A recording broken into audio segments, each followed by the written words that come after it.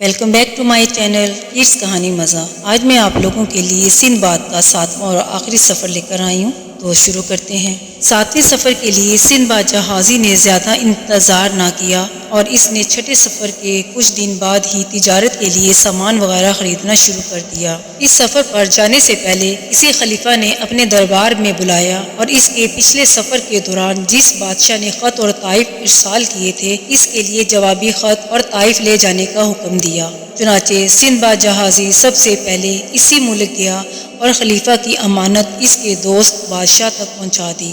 بادشاہ یہ طائف پا کر بہت خوش ہوا اور سندھ باد جہازی کو بھی بہت سا انعام و اکرام دیا۔ اس کے بعد سندھ باد جہازی اپنے سفر کے لیے روانہ ہو گیا۔ اس کا جہاز ایک لمبا سفر طے کرتا ہوا چین جا رہا تھا، تاہم وہ خیر خیریت سے وہاں پہنچ تو گیا، مگر ابھی انہوں نے ساحل پر لنگر نہیں ڈالا تھا کہ کپتان پریشانی سے سواریوں کے پاس آیا اور انہیں بتایا کہ اصل میں وہ راستہ بھول گئے ہیں اور یہ چین کا ساحل نہیں۔ اس نے یہ بھی بتایا کہ ان کا جہاز مد و جزر میں پھنس گیا ہے اور اس کی وجہ سے جہاز ساحل کی طرف جانے کی بجائے گہرے سمندر کی طرف لوٹ رہا ہے۔ اسی دوران اچانک سمندر کی لہریں بلند ہوئی اور انہیں ایسا لگا جیسے کوئی بہت بڑا طوفان آ گیا ہے، مگر جب انہوں نے غور کیا تو معلوم پڑا کہ یہ کوئی طوفان نہیں، حقیقت میں ایک بہت بڑی خون خوار مچھلی ہے جو جہاز پر حملہ کرنے کے لیے بالکل تیار تھی۔ اس سے پہلے کہ وہ اپنے بچاؤ کا کوئی راستہ ڈھونڈتے، اچانک مچھلی نے اس زور سے جہاز کو ٹکر ماری کہ جہاز تباہ ہو گیا۔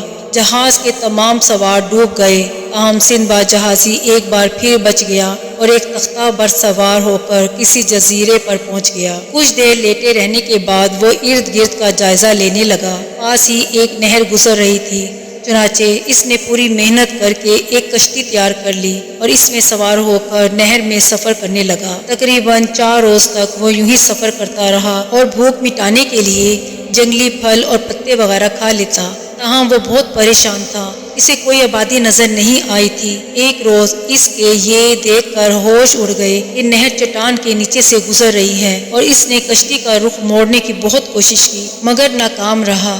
تاہم وہ آخری کوشش کے طور پر کشتی میں ہی لیٹ گیا، جس سے وہ کسی بڑے حادثے سے بچ گیا۔ چٹان کے دوسری طرف اسے ایک ترقی یافتہ شہر نظر آیا، جہاں کنارے پہ لوگ کھڑے اس کی طرف دیکھ رہے تھے۔ اس نے ان سے مدد مانگی کہ اس کو تیرتی کشتی سے نکالا جائے، چنانچہ لوگوں نے اسے بچا لیا اور کنارے پر اتار کر کھانا کھلایا۔ یوں 3 روز تک انہوں نے اس کی خوب آؤ بھگت کی اور چوتھے روز اسے ساحل پر لے آئے۔ انہوں نے اسے کہا کہ تمہارا مال یعنی کشتی یہاں موجود ہے، جسے اچھا منافع پر تم فروخت کر سکتے ہو۔ چنانچہ اس کو کشتی کے بدلے 1100 دینار اور ایک گھر دے دیا گیا۔ اس کا میزبان ایک بوڑھا شخص تھا جو اس کے ساتھ رہتا تھا۔ جب اس نے دیکھا کہ سندھ باد جہازی اس کے ہاں سے جانے لگا ہے تو اس نے اسے اپنی بیٹی سے شادی کرنے کی پیشکش کی، جسے سندھ باد جہازی نے خوشی سے قبول کر لیا۔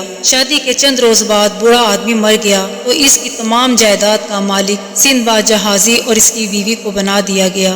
یوں وہ ہنسی خوشی زندگی تو بسر کر رہا تھا، مگر اس نے محسوس کیا کہ یہاں کے لوگ بہت عجیب ہیں، کیونکہ ہر ماہ بعد ان کے پر نکل آتے تھے اور وہ اڑ کر کہیں چلے جایا کرتے تھے۔ ایک بار ہوا یوں کہ سندھ باد جہازی ایک آدمی کی خوشامد کر کے اس کے پروں کے ساتھ لپٹ گیا اور وہ اسے اڑا کر ایک پہاڑ میں لے گیا۔ وہاں پہنچ کر اس نے دیکھا کہ وہاں اس کی طرح کے اور لوگ بھی موجود ہیں اور یہاں سے فرشتوں کی تسبیح کی آوازیں بھی آ رہی ہیں۔ سندھ باد جہازی یہ سنتے ہی خوشی سے سبحان اللہ کہا تو ان لوگوں نے آؤ دیکھا نہ تاؤ اور اس پر برس پڑے اور خوب دھلائی کی۔ سندھ باد جہازی سخت پریشان ہوا کہ وہ کس نئی مصیبت میں پھنس گیا ہے۔ اس دوران اس کے پاس 2 آدمی آئے اور اسے سلام کر کے تسلی دی۔ پھر انہوں نے اسے ایک چھڑی دی اور کہا کہ نیچے اتر جاؤ۔ سندھ باد جہازی نے ایسا ہی کیا، مگر ابھی وہ کچھ دور ہی گیا تھا کہ اس نے ایک بھاگتے ہوئے آدمی کو دیکھا جس کے پیچھے بڑا اژدہا لگا ہوا تھا۔ اس نے اس آدمی کو بچا لیا، جس پر اس نے سندھ باد جہازی کا شکریہ ادا کیا اور پھر وہ دونوں ایک طرف بڑھنے لگے۔ کچھ ہی دیر بعد اس کے پاس وہی آدمی آ گیا جس کے ساتھ لپٹ کر وہ اس وادی میں آیا تھا۔ سندھ باد جہازی نے اس کی منت کی کہ اسے واپس اس کے گھر پہنچا دے، چنانچہ وہ آدمی اسے اس کی بیوی کے پاس لے آیا۔ اس کی بیوی اس کی وجہ سے سخت پریشان تھی۔ اس نے سندھ باد جہازی کو بتایا کہ یہاں کے لوگوں سے میل جول نہ بڑھائیں، کیونکہ یہ سب شیطان کے ساتھی ہیں۔ جب اس نے اپنی بیوی کی زبان سے یہ سنا تو اس نے واپسی بغداد جانے کا ارادہ کر لیا، کیونکہ وہ شیطانوں میں نہیں رہنا چاہتا تھا۔ چنانچہ اس نے وہاں موجود اپنا تمام سامان وغیرہ بیچا اور اس کے بدلے تجارت کے لیے مال و اسباب خرید لیا اور واپس بصرہ آ گیا۔ یوں بغداد پہنچنے تک اس نے خوب منافع اور دولت کمائی تھی، اس لیے گھر پہنچ کر اس نے باقی زندگی بغیر کسی نئی سفر کے گزار دی۔ یہیں اس کے 7ویں اور آخری سفر کا اختتام ہوتا ہے۔ امید کرتی ہوں کہ آپ کو سندباد کے یہ 7واں سفر پسند آئے ہوں گے، تو پلیز میرے چینل کڈس کہانی مزے کو لائک، سبسکرائب اور شیئر کریں، ساتھ ہی بیل آئیکن کو کلک کریں تاکہ آپ لوگوں کے پاس میری نئی ویڈیوز کی اپڈیٹس آتی رہیں۔ تب تک کے لیے اپنا خیال رکھیے۔